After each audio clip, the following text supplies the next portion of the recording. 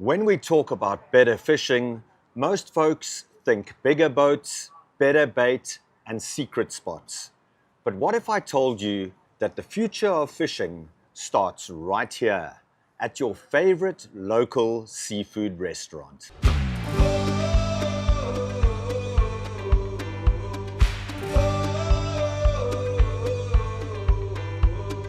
Today we're here with Tom Twyford of the West Palm Beach Fishing Club, and they're running one of the coolest conservation projects in Florida, the Palm Beach County Oyster Shell Recycling and Restoration Program. Tom, tell us a little bit about this important project. Happy to. We're very excited to be able to introduce this. There was an opportunity for the fishing club to fill a niche that wasn't being filled locally here in Palm Beach County, and that is collecting oyster shells from area restaurants and recycling them instead of having them go to a nearby landfill, and then using those shells once they're cured for locally based restoration. And this isn't about growing oysters locally that we can harvest to eat. This is purely about creating additional oyster habitat and cleaning our local waterways.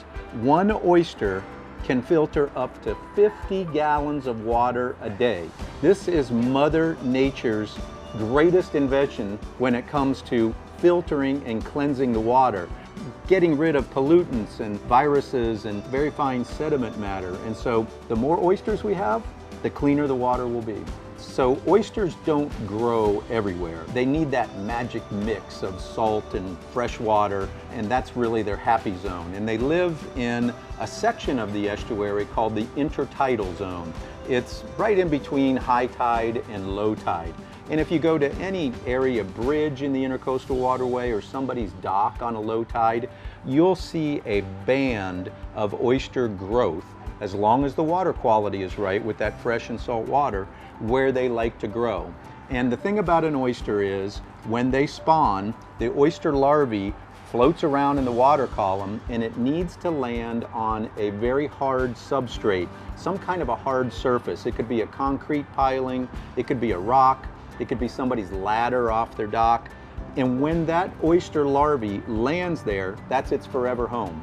It will stay there the rest of its life. And that's all oyster reefs are generations upon generations of oyster larvae settling on top of an oyster reef. And so we recycle the shells because the shell itself is one of the best substrates to recruit new oyster growth.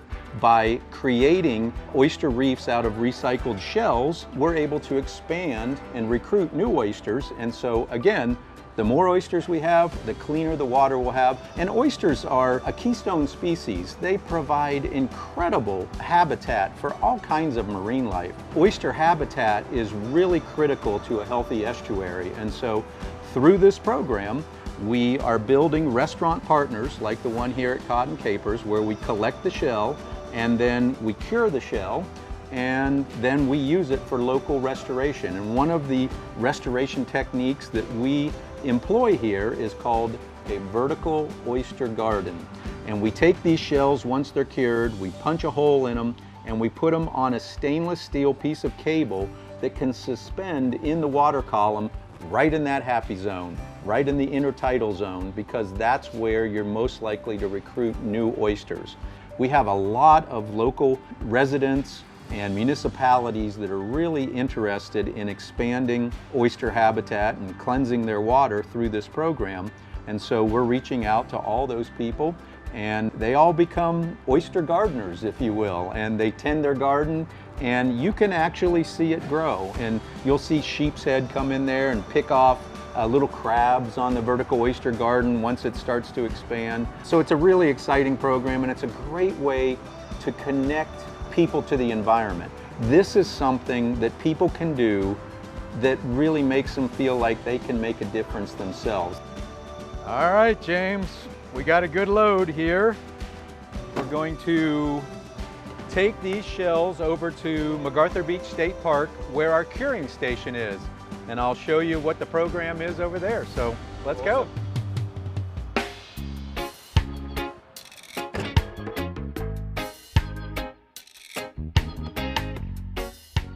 We have stalls because we segregate the shells by the amount of time they have cured.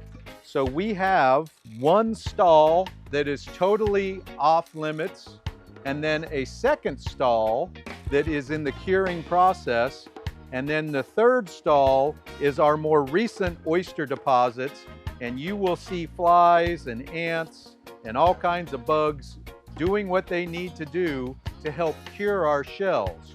So the reason we cure an oyster shell is because when it comes off the plate, there may be pathogens or viruses on the outside of the shell that came from the waters where these oysters were harvested from. Woo! This is the stinky part, huh? Remember that TV show, Dirty Jobs? I'm right in it right now. You catching that aroma there? Ooh, I love the smell of oysters in the morning.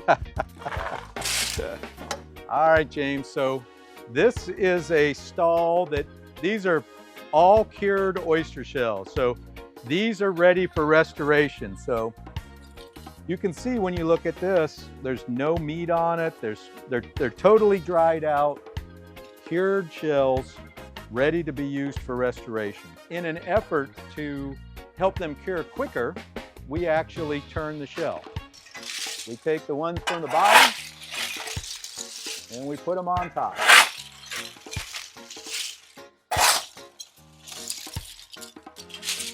It sounds simple, collect shells and then use them for restoration.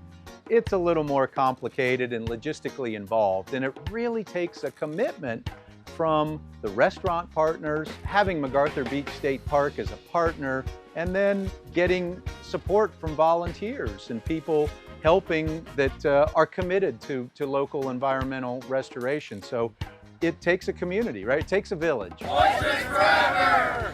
Well, let me finish what I've started and get back to work. The truth is, you can't have world-class fishing without world-class habitat.